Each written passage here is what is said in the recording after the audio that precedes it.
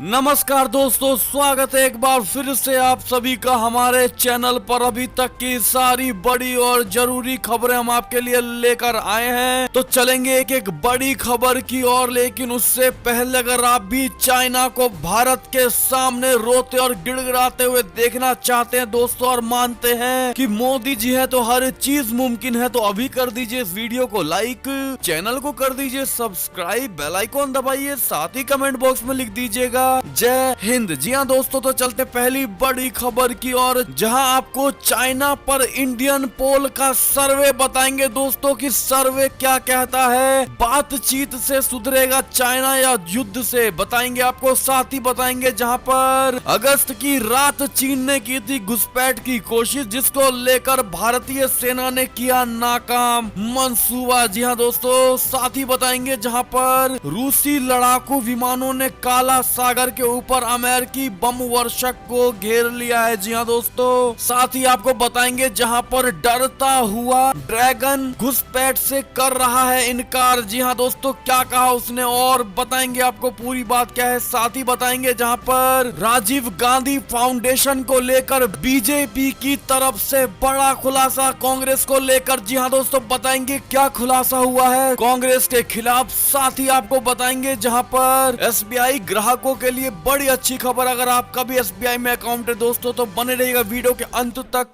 पूरी खबर को जानने के लिए। साथ ही अंत में इस वीडियो को अपने भाई बंधुओं में व्हाट्सएप, फेसबुक, पूरे भारत में शेयर करना बिल्कुल मत भूलिएगा। तो चलते हैं अब पहली बड़ी खबर की ओर, जहां आपको पहले बता दे दोस्तों कि चाइना पर इंडियन का पोल क्या कहता है। आपको बता दे, दरअसल चीन को गलवान से बड़ा सबक है जरूरी, बातचीत से नहीं युद्ध से ही सुधरेगा ड्रैगन। जी हाँ दोस्तों, आपको बता दे कि मीडिया की तरफ से पूछा गया ये चाइना पर इंडियन पोल को लेकर, जहां पर एक प्रश्न पूछा गया था लोगों से कि क्या चाइना बातचीत से समझ जाएगा या युद्ध से ही सुधरेगा ड्रैगन। तो दोस्तों आपको बता दे कि अब तक का जो रिस्पांस आया है, जिसमें लोगों ने साफ कहा है, जिस पर भारत के लोगों ने साफ कहा है कि युद्ध से ही सुधरेगा ड्रैगन। ऐसे में दोस्तों आप लोगों से भी यही प्रश्न है हमारा चाइना पर इंडियन पोल को लेकर कि क्या बातचीत से चाइना समझ जाएगा दोस्तों, या युद्ध से ही और अपनी बर्बादी करवा करके ही ड्रैगन सुधरेगा। जी हाँ दोस्तों, ऐसे में आपका क्या आंसर होगा दोस्तों, बताइएगा जरूर। तो अब चलते पहली बड़ी खबर की ओर, जहां आपको बता दे कि 29 और 30 अगस्त की रात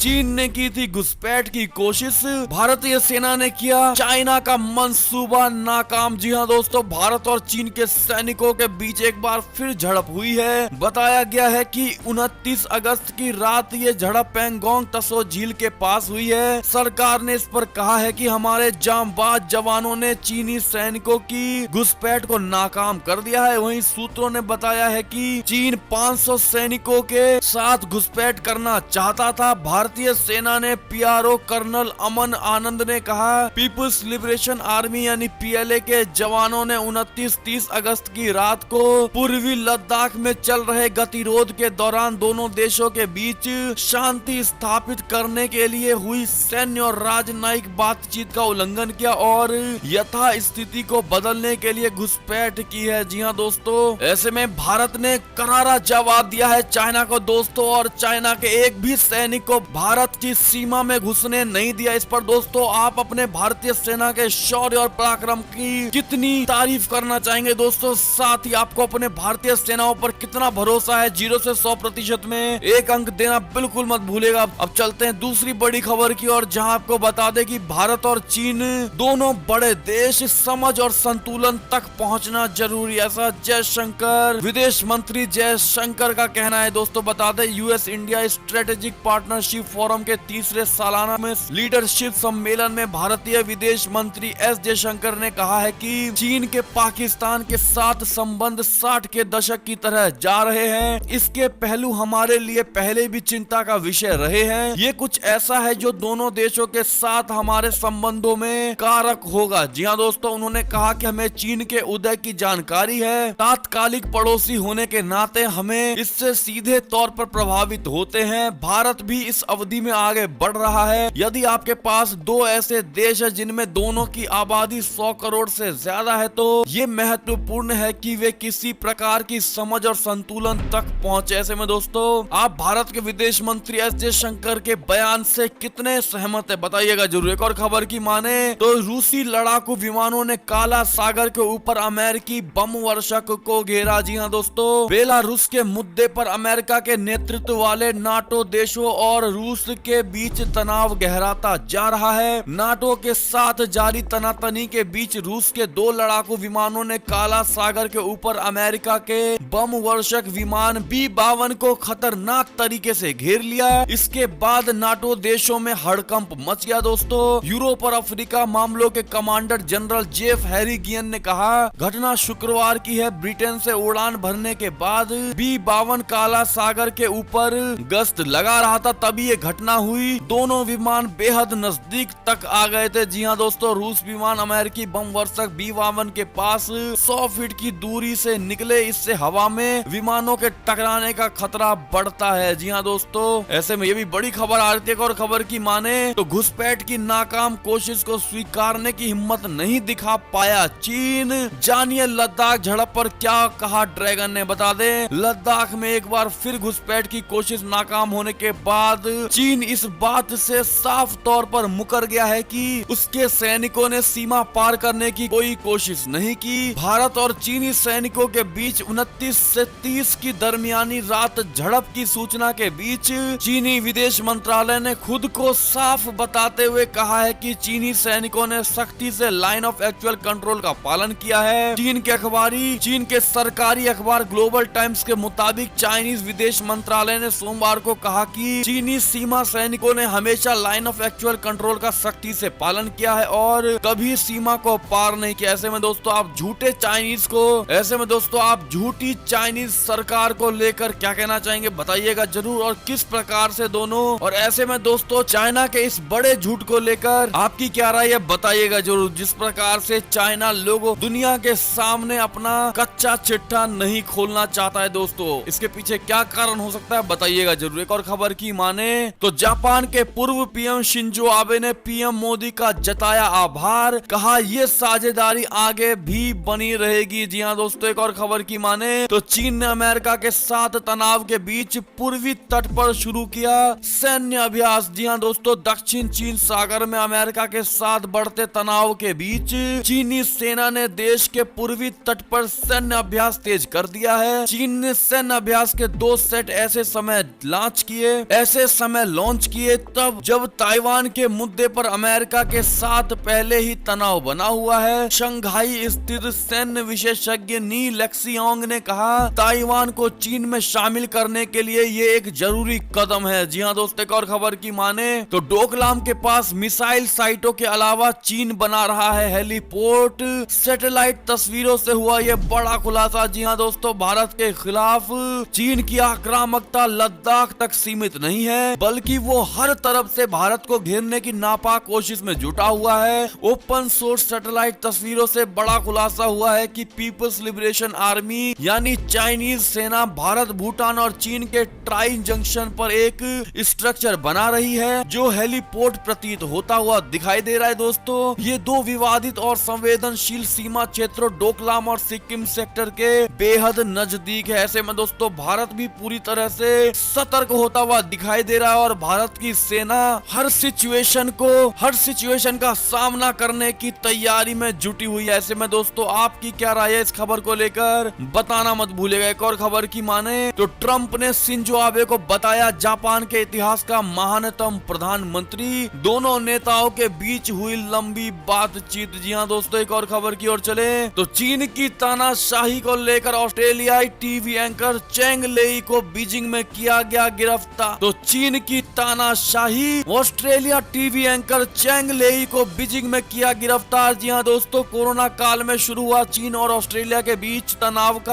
का तनाव लगातार बढ़ता ही जा रहा है। ऑस्ट्रेलिया और चीन के बीच रिश्ते, कोरोना वायरस पर कूटनीतिक खींचतान, हांगकांग में बीजिंग की तनातनी, झिंजियांग में उइगर के दमन और दक्षिण चीन सागर में घुसपैठ के बाद और खराब हुए हैं। यही कारण है कि चीन लगातार अपनी नापाक हरकतों से ऑस्ट्रेलिया को उकसाने की कोशिश कर रहा है। अब चीन के अंग्रेजी समाचार चैनल CGTN के लिए काम करने वाली ऑस्ट्रेलियाई टेलीविजन एंकर चेंग लेई को बीजिंग में नजरबंद किया गया गया है। इस संबंध में चीनी अधिकारियों ने ऑस्ट्रेलियाई विदेश विभाग को सूचित किया कि चेंग को 14 अगस्त को गिरफ्तार किया गया था। ऐसे में दोस्तों ये बड़ी खबर आ रही थी, इस पर आपकी क्या प्रतिक्रिया है बताना मत भूलिएगा। एक और खबर की माने तो अफगान राष्ट्रपति ने तालिबान के साथ शांति समझौते के लिए परिषद का किया गठन। जी हाँ दोस्तों, एक और खबर की माने तो अमेरिकी संसद को चुनाव सुरक्षा जानकारी नहीं देगा अब खुफिया विभाग। जी हाँ दोस्तों, अमेरिका के शीर्ष खुफिया अधिकारी ने कांग्रेस यानी संसद को बताया कि उनका कार्यालय कैपिटल हिल को व्यक्तिगत तौर पर चुनाव सुरक्षा जानकारियां अब नहीं देगा। अधिकारी के इस कदम से आगामी राष्ट्रपति चुनाव में विदेशी दखल के बारे में जानने के जनता के अधिकार पर सांसदों को चिंता में डाल दिया है। राष्ट्रपति डोनाल्ड ट्रंप ने कहा कि राष्ट्रीय सुरक्षा खुफिया निदेशक जॉन रेटक्लिफ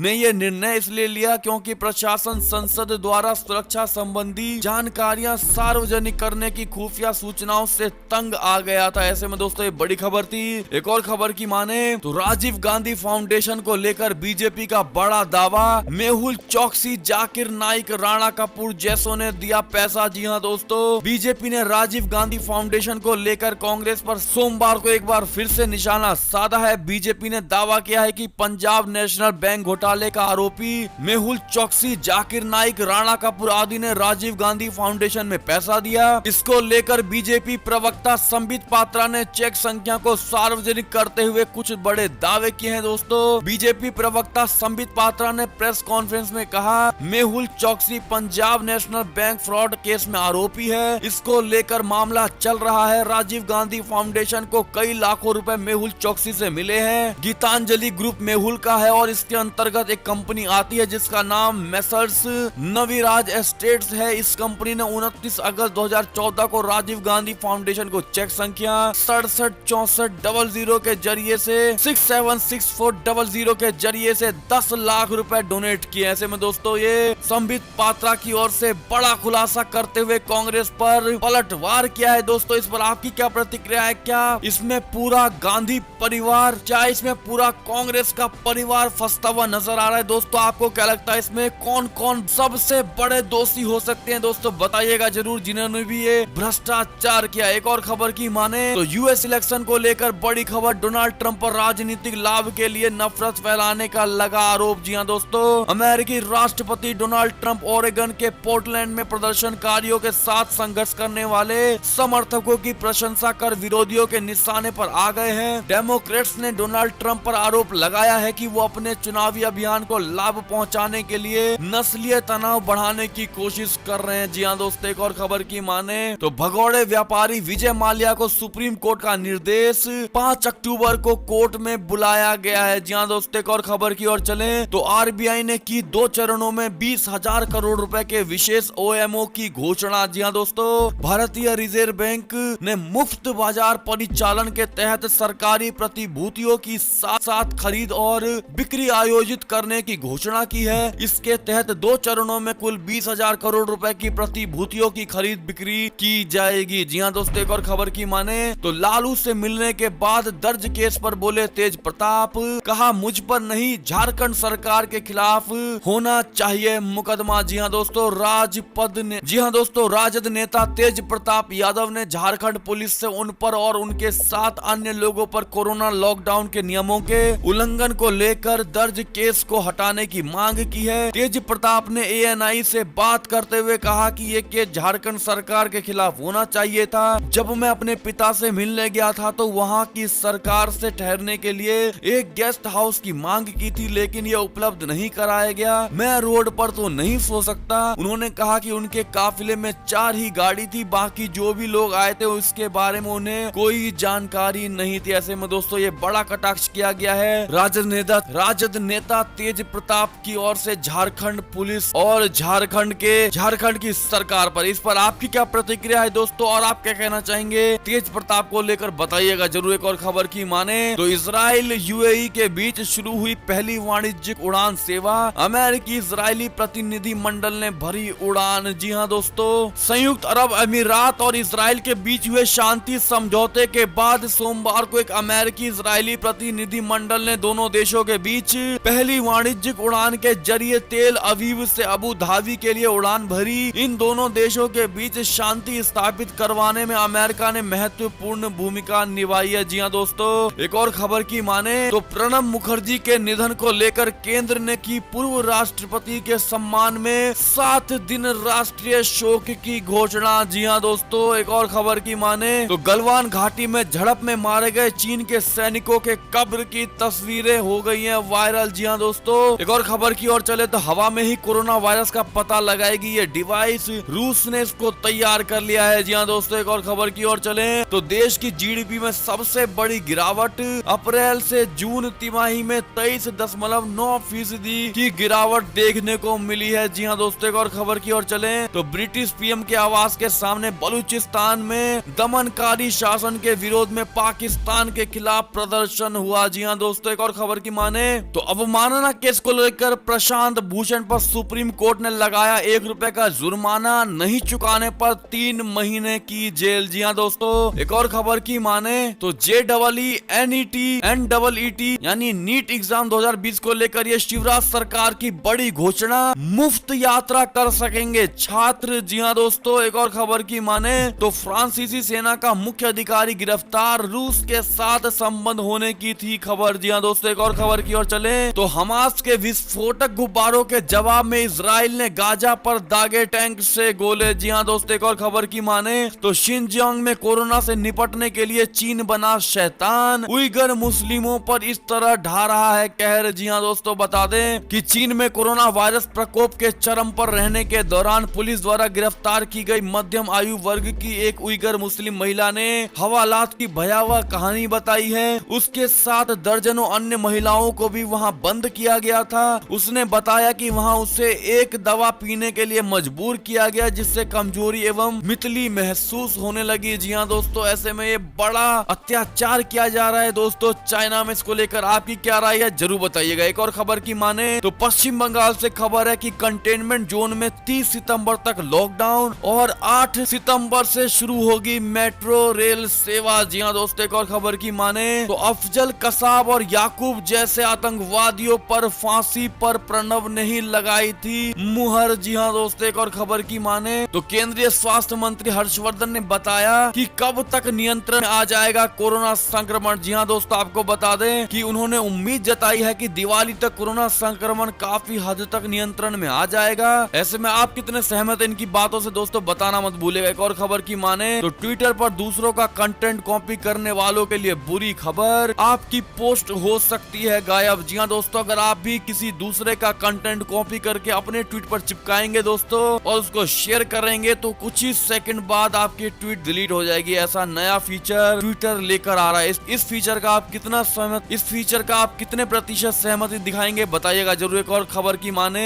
तो पूर्व राष्ट्रपति प्रणब मुखर्जी के निधन को लेकर मोदी जी ने कहा कि हमेशा आपका आशीर्वाद और साथ मिला रहेगा। जी हाँ दोस्तों, एक और खबर की माने तो SBI ग्राहकों के लिए बड़ी अच्छी खबर है। टाटा की ये गाड़ी खरीदने पर घर में फ्री इंस्टॉल होगा चार्जर। जी हाँ दोस्तों, SBI ने अपने ट्विटर अकाउंट से जानकारी दी है कि अगर आप टाटा का नेक्सॉन EV बुक करते हैं तो आपको कई आकर्षक ऑफर मिलेंगे। इसके तहत ग्राहकों के घर में मुफ्त होम चार्जर मुफ्त में इंस्टॉल करके दिया जाएगा। ऐसे में आप में से कितने ऐसे लोग हैं जो लोग SBI के थ्रू कार खरीदने की कोशिश करेंगे दोस्तों बताइएगा जरूर। ये थी अब तक की सारी बड़ी खबरें। आपको हमारी खबरें कैसी लगी? आशा करता हूँ अच्छी लगी होगी दोस्तों। अगर जरा भी अच्छी लगी है तो इस वीडियो को अभी अपने भाई बंधुओं में व्हाट्सएप, फेसबुक, पूरे भारत में शेयर करना बिल्कुल मत भूलेगा दोस्तों। और अभी कर दीजिए इस वीडियो को लाइक।